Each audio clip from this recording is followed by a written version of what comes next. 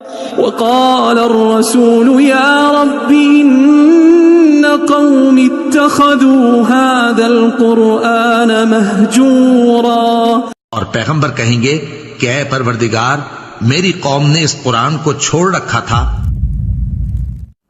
میں لوگوں کو یہ بتا رہا ہوں، میں لوگوں کو یہ بنا رہا ہوں کہ سپریم قرآن سنت و عالم. یہ دیوس ہے، یہ بے غیرت ہے، یہ توحید کی غیرت سے محروم ہے. ایک بھانڈ ڈنجر اور کتی کا بچہ ناصر مدنی. علی بھائی اگلا سوال ہے، پچھلے دنوں اہل حدیث خطیب مولانا ناصر مدنی صاحب نے ایک ٹی وی چینل کو انٹرویو دیتے ہوئے خود سے اہل حدیث فرقہ کی چھاپ ختم کرنے کا اعلان کیا، تو انہی کے مکتب فکر کے علماء نے ان کو ننگی گالیاں دی اور ممبر رسول صلی اللہ علیہ وآلہ وسلم کی حرمت کو بھی پامال کیا. اس حوالے سے ابھی تک آپ خاموش کیوں ہیں؟ خاموش نہیں ہے جی، ویسے ہم آن کیمرہ نہیں بول رہے تھے، لیکن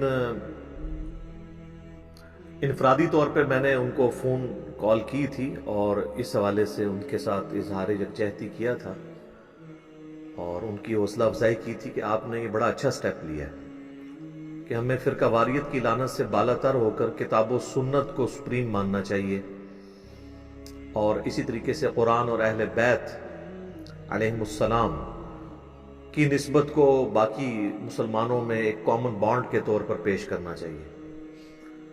یہ جو کچھ ہوا اور جس قسم کی ننگی گالیاں مختلف علماء نے نکالیں، ان میں سے ایک نے تو بہت ہی سخت گفتگو کی. اس نے تو ان کی ماں کو، ان کے باپ کو عجیب و غریب طریقے سے گالیاں نکالیں جو ایک بازاری لوگ نکالتے ہیں. اب وہ گالیاں تو میں ریپیٹ نہیں کر سکتا جو انہوں نے ممبر رسول پر نکالی صلی اللہ علیہ وآلہ وسلم. کم از کم یہ واقعہ عام مسلمانوں کی آنکھیں کھول دینے کے لیے کافی ہے کہ مختلف مکاتب فکر کے علماء نے اتنی دراڑیں ڈال دی ہیں دین کے منہج کے اعتبار سے کہ کوئی شخص ذرا سا بھی اپنے فرقے سے ہٹ کے کوئی بات کرے تو اس کو کہتے ہیں کہ ابھی ہم سے فارغ ہو گیا.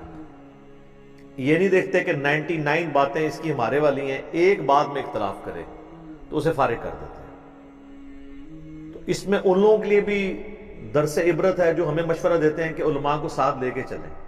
علماء کا حال یہ ہے کہ ان کے اپنے فرقے کا کوئی عالم جو اپنے آپ کو اہل حدیث مانتا بھی ہو، صرف یہ کہے کہ ہمیں یہ ٹائٹل نہیں لگانا چاہیے، بلکہ ہم نے اس منہج کی بات کرتے ہوئے قرآن و سنت کو سپریم ماننا چاہیے، بس یہ کہیں تو اس کو کہہ رہے ہیں یہ فارغ ہو گیا، اور اس کی ماں کو بھی، اس کے باپ کو بھی وہ ننگی گالیاں ممبر پہ آ کر نکالیں. تو ہمارا تو اختلاف پھر کسی صورت و برداشت نہیں کریں گے. مولانا طارق جمیل صاحب حفظہ اللہ تعالی نے ایک مولا علی لفظ بولا تھا نا، اور وہ حدیث کے تحت صحیح بولا تھا. انہوں نے من کنت مولا فہذا علی مولا. تو ان کے ساتھی علماء نے ان کے ساتھ کیا سلوک کیا. تو اس سے میرے خیال عام لوگوں کی آنکھیں کھل جانی چاہیے کہ ہمارے علماء کا رویہ کتنا خراب ہے مکتب فکر کی دراڑوں کی وجہ سے، جو انہوں نے اپنے اپنی پگڈنڈیاں الگ کر دی ہیں. ناصر مدنی صاحب کے ساتھ بھی انہوں نے یہی حشر کیا، حالانکہ انہوں نے کوئی غلط بات نہیں کی تھی. انہوں نے کہا تھا کہ میں اہل حدیث کے لفظ کو ختم کرنا چاہتا ہوں. انہوں نے یہ تو نہیں کہا کہ میں اہل حدیثوں کو ختم کرنا چاہتا ہوں یا اہل حدیث کے منہج کو ختم کرنا چاہتا ہوں. ان کا تھا یہ لفظ جو ہے نا، یہ چھاپ ختم کرنا چاہتا ہوں. تو ظاہر ہے کہ سب کانٹیننٹ میں وہابی اہل حدیث کا جو ورڈ ہے یہ کوئی متبرک لفظ کے طور پہ تو لوگ ایکسیپٹ نہیں کرتے ہیں اس کو، بلکہ ایک گالی کے طور پہ ایکسیپٹ کر رہے ہوتے ہیں. اور پھر میں اس پہ عرض کروں گا کہ خود اہل حدیث نے بھی تو یہی جرم کیا ہے کہ صدیوں سے مسلمانوں کی شناخت جس لفظ سے تھی نا، وہ دو مکاتب فکر تھے، اہل سنت اور اہل تشیع. اور ان دو کیٹاگریز میں سے یہ اپنے آپ کو اہل سنت میں داخل کرتے تھے، اہل حدیث، لیکن انہوں نے کبھی کسی مسجد میں اہل سنت کا لفظ نہیں لکھا، اہل حدیث لکھا ہے. بریلوی اور دیوبندی لکھتے ہیں اہل سنت والجماعت یا اہل سنت و جماعت، بریکٹ میں بریلوی، حنفی دیوبندی. اہل حدیث بھی اپنے آپ کو مانتے تو سنی تھے، کہتے نہیں تھے، لیکن اہل حدیث کا لفظ انہوں نے مسجدوں میں یوز کیا، اور پھر انہوں نے سٹیجوں سے اہل حدیث کے نعرے لگوائے اور ایون وہابی کے نعرے لگوائے. بڑے فخریہ، جیسے کہ یہ بڑا متبرک لفظ ہے، لوگ ایکسپٹ کریں گے. اہل سنت کے لفظ کو انہوں نے پس سے پش ڈال دیا.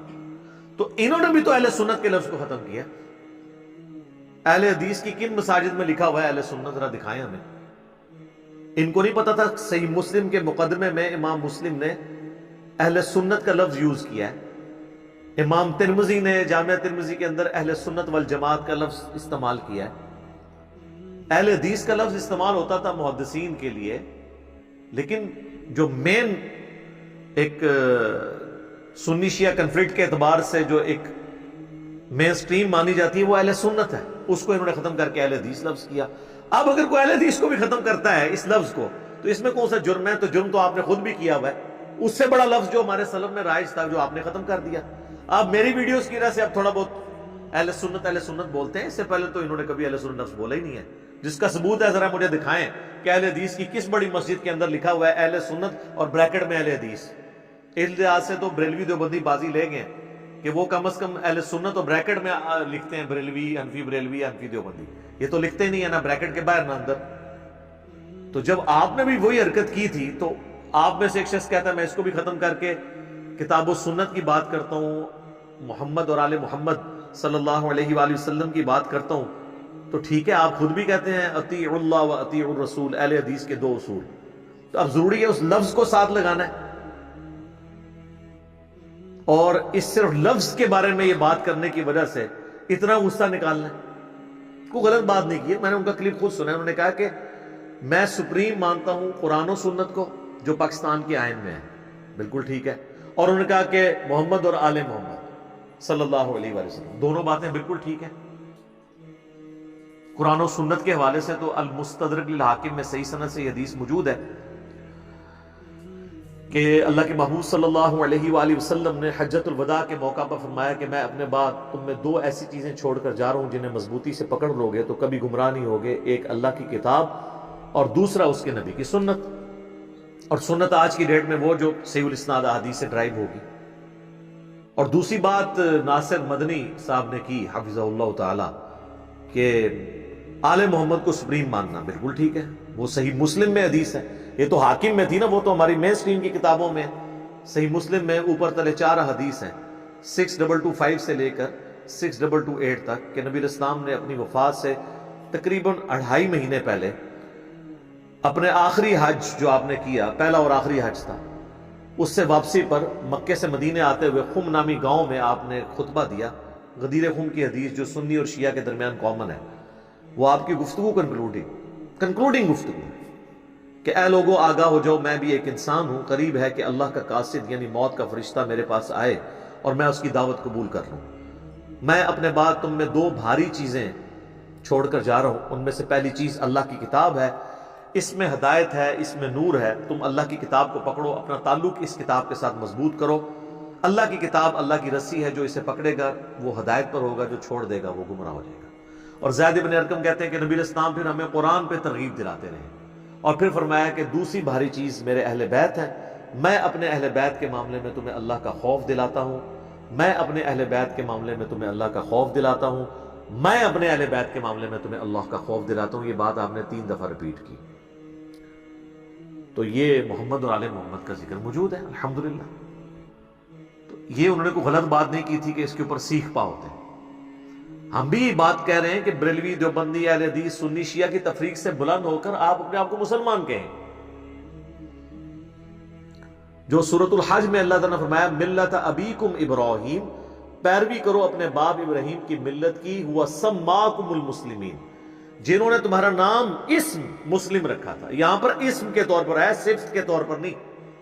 تمہارا نام انہوں نے مسلم رکھا تھا. من قبل وفی ہذا، اس قرآن کے نزول سے پہلے انہوں نے رکھا تھا اور اس قرآن میں اللہ نے تمہارا نام مسلم رکھ دیا. تو ہم اس پہ فخر محسوس کریں.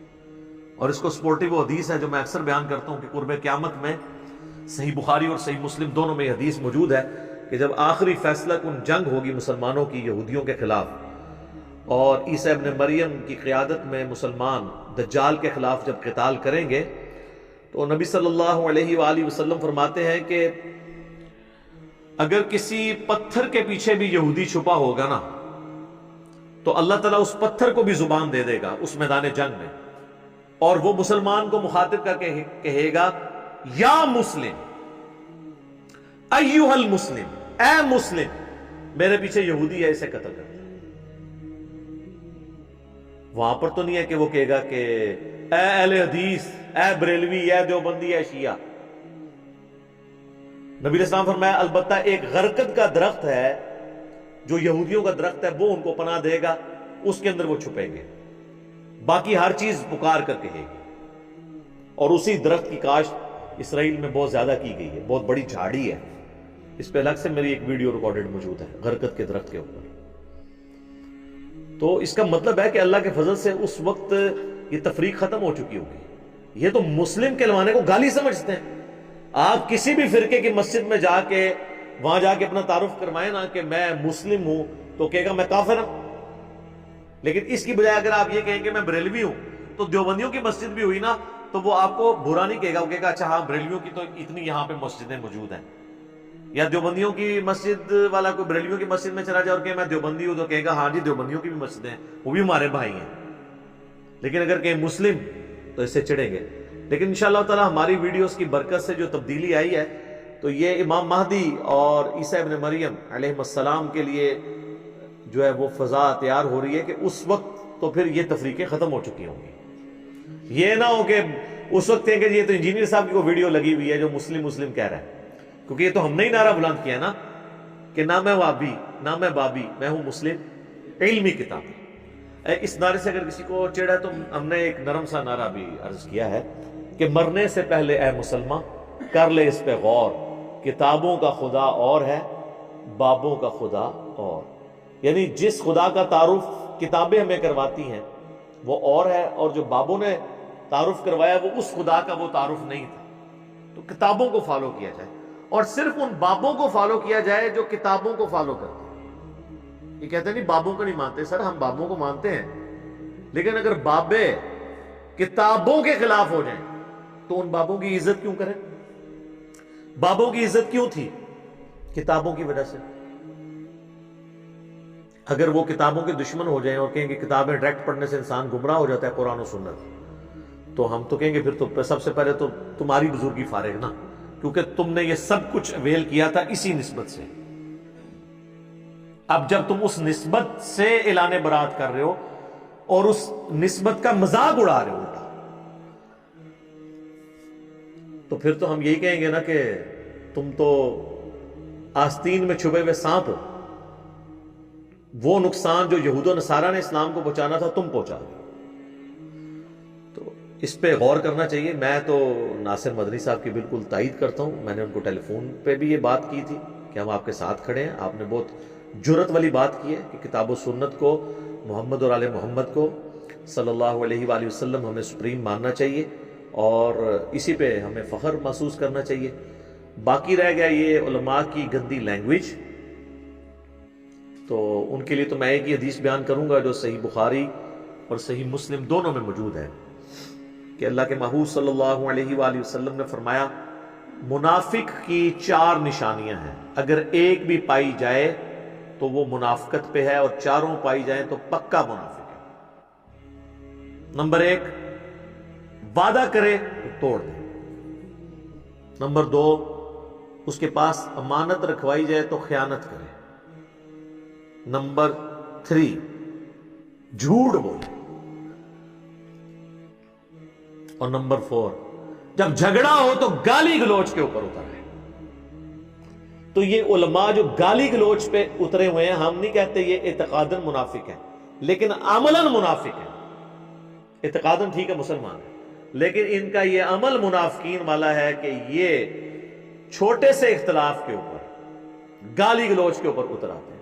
اور آپ یہ دیکھیں بجائے سمجھانے کے نا کہتے ہیں فارغ ہو گیا، اور پھر کہتے ہیں ہم نے تو یہود و نصارہ کو بھی دعوت پیش کرنی ہے۔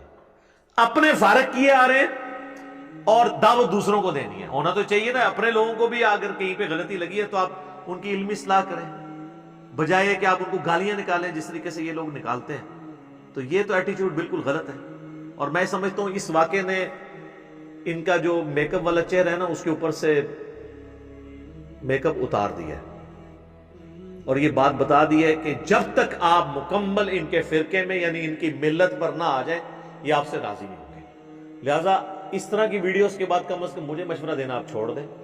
اس کی وجہ یہ ہے کہ جب اسی فرقے کا کوئی ایک عالم کسی ایک بات پہ اختلاف کرتا ہے تو اس کے ماں باپ کو گالیاں دے کے اس کو فرقے سے باہر نکال دیتے ہیں. تو ہم نے تو 20 باتوں میں آپ سے علمی اختلاف رکھنا ہے اگرچہ آپ کو مسلمان مانتے ہیں. تو ہمیں آپ کیسے ہضم کریں گے؟ آپ تو اپنے لوگوں کو ہضم کرنے کے لیے تیار نہیں ہیں. ہم تو ویسے ہی پہلے ہی پرائے ہیں. جب اپنے لوگوں کو، اپنے سٹیج پہ آنے والے لوگوں کو، اپنے فرقے کی خدمت کرنے والے علماء کو ہی آپ ایکسپٹ کرنے کے لیے تیار نہیں ہیں اور پورے جمعے پڑھا رہے ہیں اور ممبر پہ چڑھ کر آپ جو ہے وہ گندی زبان استعمال کر رہے ہیں جو علماء کو زیب ہی نہیں دیتی، تو بڑا خطرناک معاملہ ہے. اس طرح کی بات کرنا، اس طرح کے معاملے کے اوپر اس ایکسٹریم پہ چلے جانا، تو آخرت کی فکر کرنی چاہیے. ایک اور حدیث ہے بخاری و مسلم میں، نبی علیہ السلام نے فرمایا کہ بعض اوقات انسان اللہ تعالیٰ کی خوشنودی کا ایسا کلمہ اپنی زبان سے نکالتا ہے کہ اس کی طرف اس کی توجہ نہیں ہوتی، لیکن اس کی وجہ سے اللہ تعالیٰ اس کے درجات کو بلند کر دیتا ہے. اور بعض اوقات اللہ کی نافرمانی کا ایسا کلمہ اپنی زبان سے نکالتا ہے کہ اس کی طرف اس کی توجہ نہیں ہوتی اور اس کی وجہ سے وہ جہنم کی اتنی گہرائی میں گر جاتا ہے جتنا کہ مشرق اور مغرب کا فاصلہ ہے اور اسے پتہ بھی نہیں ہوتا. تو یہ ممبر رسول کے اوپر جو اس قسم کی غلیظ زبان استعمال کر رہے ہیں ان کو دیکھنا چاہیے کہ آپ تقدس ممبر رسول کا پامال کر رہے ہیں اور پھر آپ یہ بتا رہے ہیں کہ آپ کے فرقے کی پہچان یہ ہے کہ جو عالم جتنی موٹی گالی نکال سکتا ہے وہ اتنا بڑا آپ کے فرقے کا سپاہی ہے. اس سے تو یہ رزلٹ نکلے گا نا. اور اپنی اپنی حاضریاں سارے آ کے لگا رہے ہیں. کسی بڑے عالم دین نے ایسے شخص کی گالیوں کی مذمت نہیں کی ہے کہ جی ہاں جی اس نے جو گالی نکالی ہم اسے آن نہیں کرتے، کیونکہ وہ ان کے مطلب کی بات ہو رہی ہوتی ہے. جب مطلب کی بات ہو رہی ہوتی ہے تو پھر تو ظاہر ہے کہ وہ تو اس کو انجوائے کر رہے ہوتے ہیں اور الٹا شیئر کروا رہے ہوتے ہیں. تو ایسے تمام علماء اپنے اپنے فرقوں کے لیے خود کش حملہ آور بنے ہوئے ہیں. ہمیں کسی فرقے کے اوپر حملہ کرنے کی ضرورت نہیں ہے. یہ علماء خود ہی خود کش حملہ آور بن کے اس قسم کے گالی گلوچ کی لینگویج استعمال کر کے اپنے فرقے کو ننگا کر رہے ہیں. ہمیں میرا خیال ہے اس سے آگے اس پہ کوئی کامنٹس کرنے کی ضرورت نہیں ہے. ٹھیک ہوگا جی.